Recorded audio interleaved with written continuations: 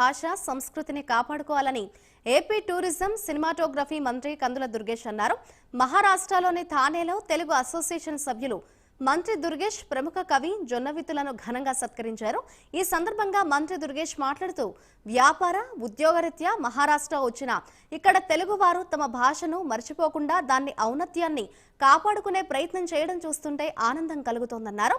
కూటమి ప్రభుత్వం నుంచి ఇక్కడ తెలుగు వారికి ఎటువంటి సహకారం కావాల్సినా తాము అందిస్తామని తెలిపారు.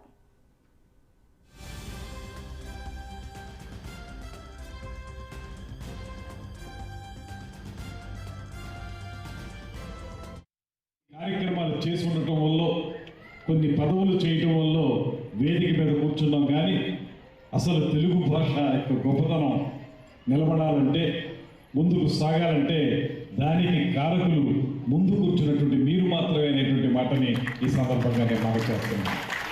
ఇటువంటి కార్యక్రమాలు పెట్టినప్పుడు ఇంత పెద్ద సంఖ్యలో మనకి అభిజ్ఞ రసజ్ఞులైనటువంటి ప్రేక్షకులైనటువంటి మీరు వస్తే అప్పుడు ఆ కార్యక్రమం తాలూకు గొప్పతనం ప్రపంచం నలుమూలకి తెలుస్తుంది.